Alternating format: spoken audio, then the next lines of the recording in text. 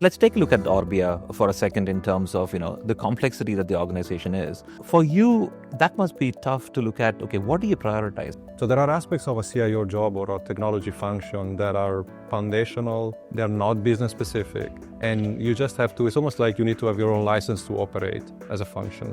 And then there are aspects instead, like to your point, essentially almost like look at those as individuals IT within IT. We really want to essentially allow that intimacy to be as close to the business as we can. But the aspiration that I have is that we want to be operators alongside the business. So how do you see that tech landscape which is evolving so fast?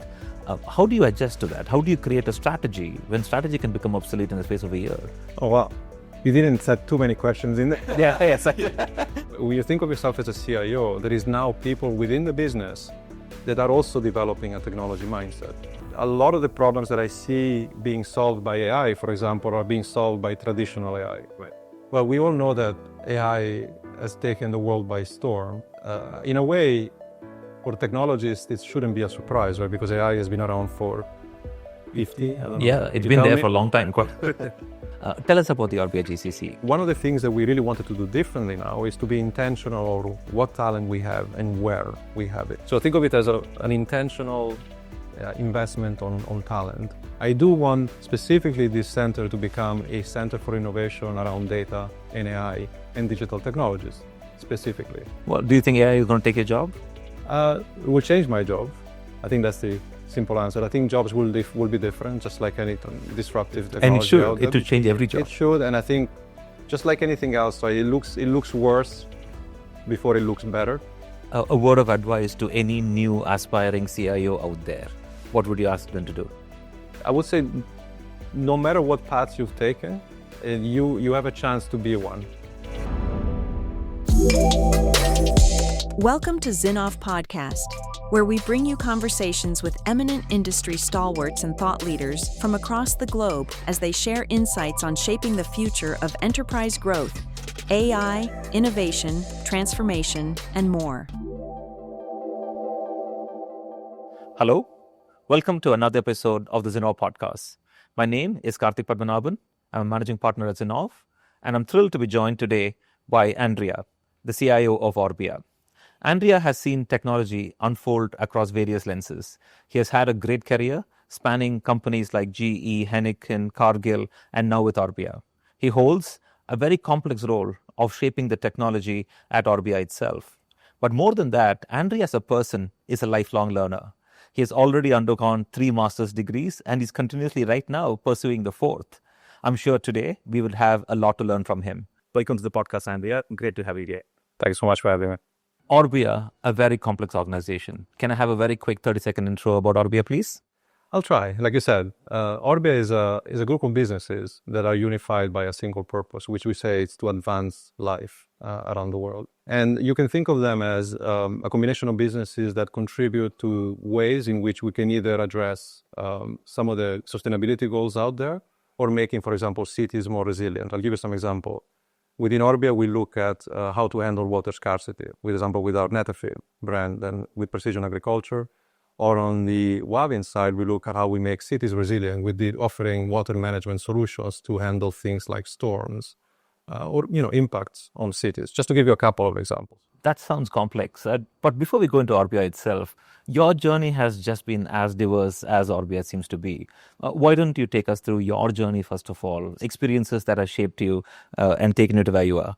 Yeah, to be honest, I think it's one of those case scenarios where you cannot connect the dots forward, but you can connect them backwards. Was that Steve Jobs, I think, that made that book?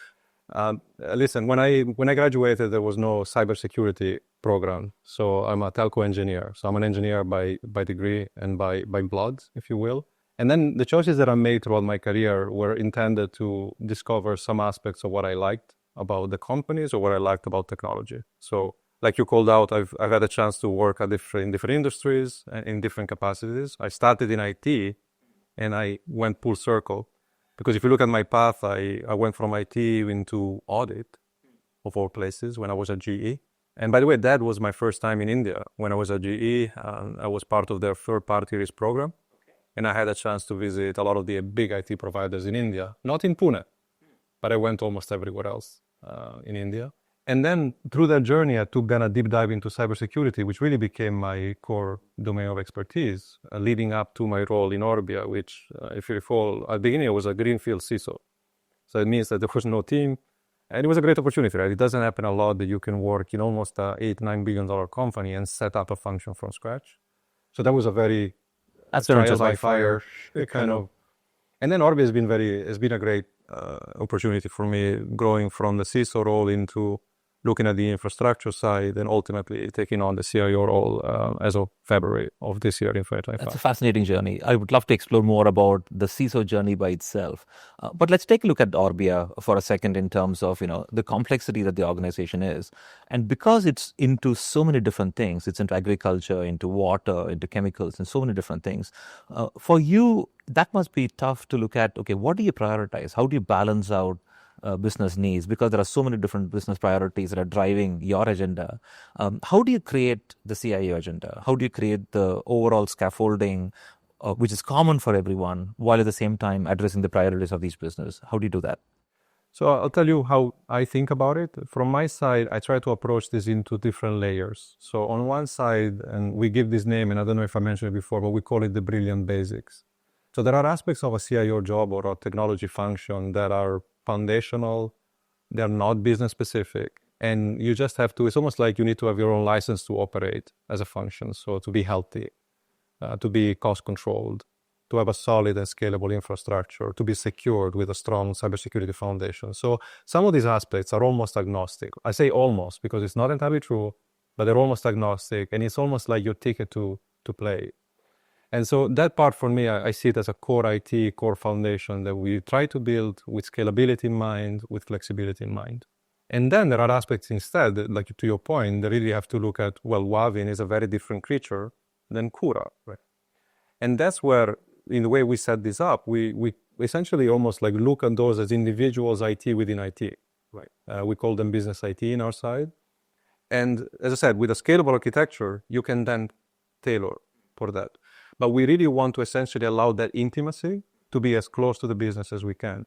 I know that there is a bit of an overused terminology of saying you want to be a partner. You want to be aligned with the business. And the aspiration that I have, we haven't achieved it yet. But the aspiration that I have is that we want to be operators alongside the business. For example, if you think of manufacturing or supply chain, you don't think of manufacturing as being aligned to the business. Manufacturing is the business. I would love for us to get to a point that we say IT is not aligned or partnering. It's just an integral part of how you operate the business. Now, again, we're not entirely there, but that's the aspiration that we're driving towards. And then you take all of your teams with you. If you put that vision out there and then you structure your organization that way, how do you convey this message across to your entire teams globally? Because your teams are spread out all across the globe. And how do you manage them and make sure that singular vision of, hey, we're not just partners, but we become an integral part of the business? How do you convey that message across to everyone? It's a journey, right? So there is no, obviously, silver bullet. So it starts, first of all, by articulating that vision, and that's what we did very early on. And then since then, we've been trying, one side, as I said, we structure ourselves in this way because structure helps follow, right, what you're trying to do. And then as much as possible, we're trying to convey, instead of like the what, it's more about the how. So one of the key things we're also investing in 2026, which is coming up very soon at the time of our conversation, it's really embedding what are the right behaviors, what we think, how we interact with the business. And that's something that will take us time. Because like to your point, we have teams everywhere, from Brazil to Pune. Right, absolutely. And the role of a CIO is not getting easier. It's just getting more and more and more complex, not just because of the complexity of the businesses, but the complexity of technology itself. Because tech is changing so fast. Like what we think is the latest of today has already become obsolete by the time you start to implement it. So how do you see that tech landscape, which is evolving so fast? How do you adjust to that? How do you create a strategy when strategy can become obsolete in the space of a year? And what is your philosophy towards it? How have you outlined that strategy? What sort of technologies do you feel are foundational and that you will always have, and things that you will have to be adapt and going? Oh, wow. You didn't set too many questions in there. Yes. Okay. I did pack too much over Let there, me but try. over to you. Let me try. So just to deconstruct your points, I would say on one side, the fact that technology has become more accessible, it means that a lot of technologies are out there. So when you think of yourself as a CIO, there is now people within the business that are also developing a technology mindset. So you need to position yourself within that landscape in a way. And then I think the key thing that I believe is been it's not a new technique, right? But you always need to anchor back on what the business is trying to do. Because if you try to follow the technology, like you said, you're going to be in a paralysis by constant changes. What I found to be very helpful, if also in the discussion with our leadership teams, is always to anchor on what are you trying to do? What is it that you're trying to accomplish? Because sometimes the solution to, or the direction that they are looking to take doesn't necessarily require a new technology or a new capability like AI or something like that. And sometimes traditional AI is actually where we're going at. So just to say that I think there is more technologies out there. That's a shift, in my opinion, compared to the past, which means you have more informed dialogues with your leaders. On the second front is that you always should anchor on the business, because at the end of the day, technology will always shift. And if you focus on that, you tend to get paralyzed. But yeah, going back to I think one of the points of your question was around what do I see as developing or what is emerging very fast. Well, we all know that AI has taken the world by storm. In a way, for technologists, it shouldn't be a surprise, right? Because AI has been around for 50, I don't know. Yeah, it's been there for a long time. Maybe before I was born. It's been a while, right? And so the point that I have to say is that a lot of the problems that I see being solved by AI, for example, are being solved by traditional AI. Right. But what really struck everybody is the fact that, you can write now and you can do creative things with AI, or you can do agents with AI in a way that you didn't expect before. So that's been the shock. You hit on an interesting point earlier, saying that, everybody is a technologist today. Businesses know technology than they ever did before. Earlier, they used to just focus on that business and customers and so on. But today, they are all technologists in a way. So I'm sure they are all challenging you every day, right? And saying, have you considered this before? I considered that before. Anything that comes to mind in the recent past? It's an amazing opportunity and a challenge at the same time, right? Because on one side, it's great, right? You finally, quote unquote, you can have a dialogue on technology with people who understand in a democratized way. And a lot of the value can be unlocked by that. And at the same time, you can create fragmentation, right? And if that gets unleashed without any form of governance or portfolio management, then you can find yourself in a bad place. So essentially, the way I would characterize it is that as much as possible, we try to welcome the dialogue. Let me be very clear. We welcome the dialogue because it's a fair challenge. And at the same time, what we can do is we can offer our perspective on, thanks to the experience and that we built over the years, right? As to, okay, what to make of that. It's almost like there is a component of mutual education, right? Just like we are learning about what the business needs, we can explain how the technology can play a role without focusing too much on it. But it is definitely a shift that I'm personally seeing in the last few years compared to it. Is that now giving rise to a lot more innovation? Is that now giving way to a lot more experimentation because businesses are open to, hey, come try this out, look at this innovation. So if you go propose them a new technology, a new proof of concept, do you find them a lot more acceptable to change and a lot more acceptable to them saying, okay, let me take this piece out and put in something else. I'll give you a new capability to address customers. Do you see them coming to the party? 100%. So in some cases, for example, first of all, it puts more pressure on your speed because they're ready. They're more ready than they used to be. And what that means is that you don't want to become the bottleneck, right, to that. So it does put a pressure on speed. A good way. In a good way. And then the other interesting aspect is that it challenges you to not necessarily waste time or cycles thinking about options because they've already done that. What they want is help on actually making it happen. So, for example, even in the portfolio of Orbia, if you look at all our businesses, I see different levels of maturity depending on what the business is and what they're looking to do. So, again, if I look at Wavin or a Netafim or a Fluor Energy Material, which is the Cura brand, I can see different degrees of, I wouldn't say maturity, but willingness and an appetite to experiment. And in some of these businesses, the best thing I can do is really just support them on the execution.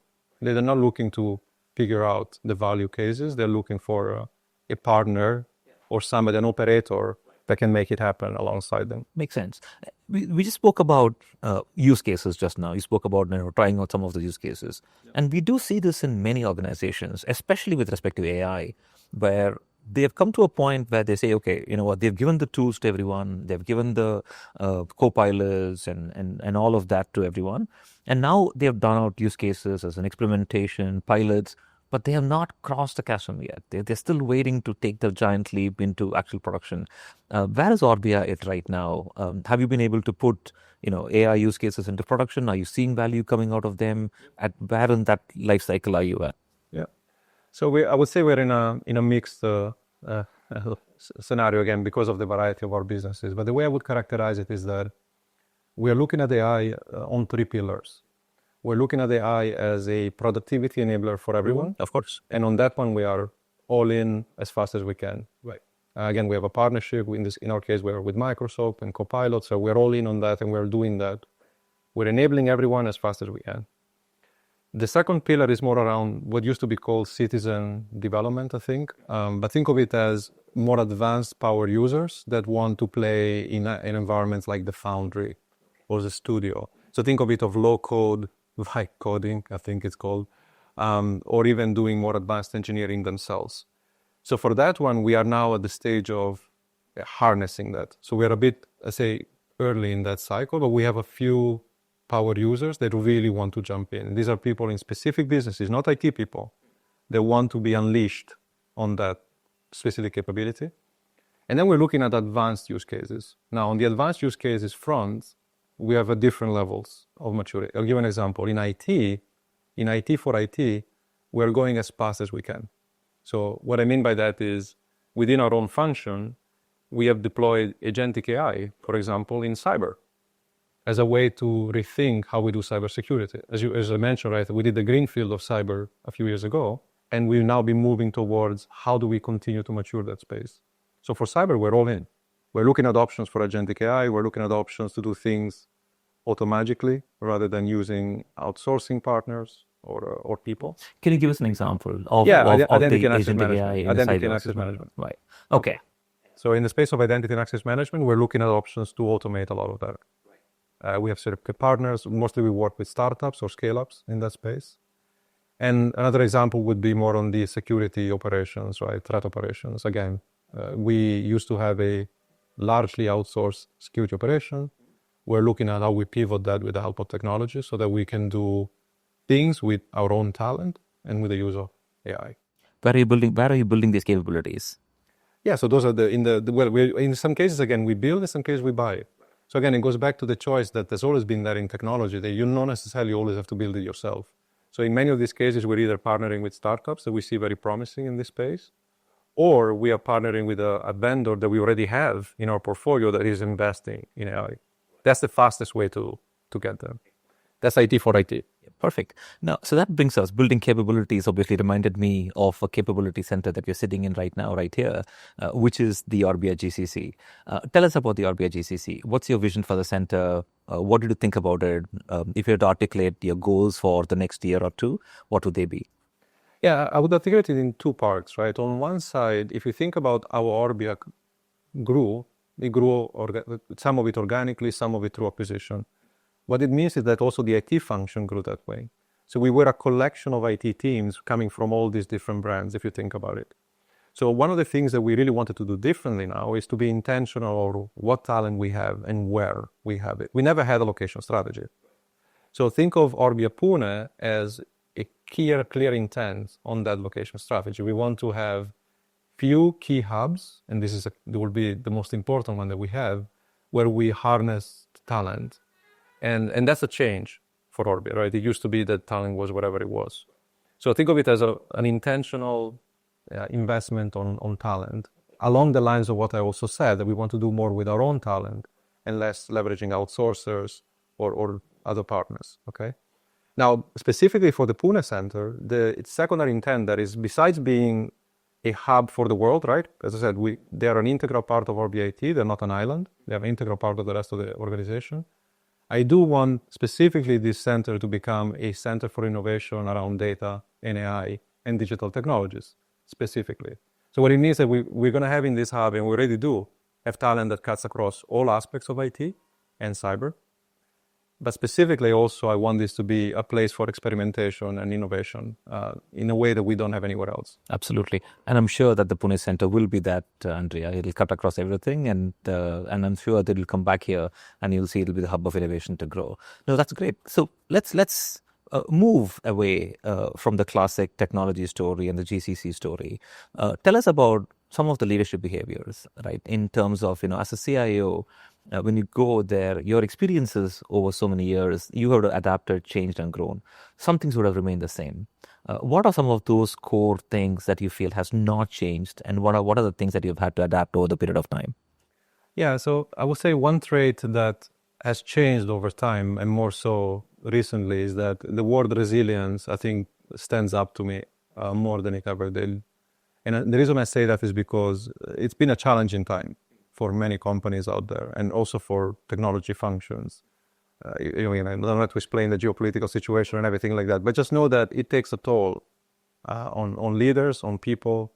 And I believe the ability to transmit that sense of resilience, whether it is your own trait or how you try to convey that as much as possible in your team, makes for a very adaptable, resilient organization. I think that's something that I believe has grown over time with the more uncertainty in the situation that we're dealing with. That's one aspect of it. The, traits have already evolved in the past about agility, about the partnering. You mentioned some of those attributes already. The only thing that I would say that has shifted again is the fact that you're now a technologist in a world of technologists. Right. I think that's also different. And so that means that the way you partner with the business, or the way you align with them or you operate with them, is changing, in my opinion, because there is more savviness, there is more curiosity than ever in the past. And there is more democratization, I don't know if that's an English word, of the knowledge of technology. Exactly. And, as a consulting person, coming from consulting, now today everybody has access to research. Everybody has access to data. Everybody knows a lot more information than what we used to be. So consultants are also getting challenged. So I resonate with what you just said completely, right, in terms of what it is. Right. Now we're shifting gears. We are now shifting into high-speed gear. We are moving into rapid fire. We're going to ask you quick questions, 4 or 5 questions, very, very fast, quick answers, anything that comes top of your mind. That's all it matters, right? A bold decision that you took in your career that shaped the way that you are today? I think one decision that I made when I was at Cargill was to drive the insourcing of a very critical operation. It was the first time for me in my career. This is more than, I think, 10 years ago at this point. But making that bold decision of taking an established capability and making it internalized, it's almost like it put a seed in my mind of, for things that you believe are mission critical, right, you want to invest in your own people and you want to invest in your own technology and IP. It was a first attempt for me to do that, and I was new to cybersecurity operations, so it really built, in my opinion, it built a confidence in me on tackling some things like that I apply every day. Right. So on the same coin, a word of advice to any new aspiring CIO out there, what would you ask them to do? For any aspiring CIO, interesting. Well, so I would say no matter what path you've taken, you have a chance to be one. So what I'm trying to say is that in the past, there were traditional paths to CIO. If you look at my profile, I'm not a traditional person. You would say, well, that's the next CIO of Orbia. So one thing that I would say is, no matter what career background you may have had, if that's what you aspire to do, to become somebody who looks after an entire department of a technology function of a company, that's within your reach. There is richness in no matter what profile or background you build. Again, I'm a very untraditional, hopefully you would agree. But a successful very untraditional. Well, just say that. So, and that may not have been the case in the past. Absolutely. Again, it's a great lesson. It's a great lesson for everyone, saying multiple paths, but it's a great time to be a CIO. I think so, yeah. And that's not always been the case. I don't think so. Well, do you think AI is going to take your job? It will change my job. I think that's the simple answer. I think jobs will be different, just like any disruptive technology. And it should. It will change every job. It should. And I think just like anything else, so it looks worse before it looks better from a perception point of view. This has happened before 1 million times. I think this is no different. People will reinvent themselves. There will be other options that will come in. And by the way I do my job today is already different. So I'm fully co-pilot. Right. Perfect. Exactly. A personal ritual that keeps you ticking every day. There's a couple. Can I mention a couple? Of course. Well, on one side, I picked up, ever since I became a CIO, by the way, I picked up fitness and health. I run a lot. So no matter what, I make the time to run.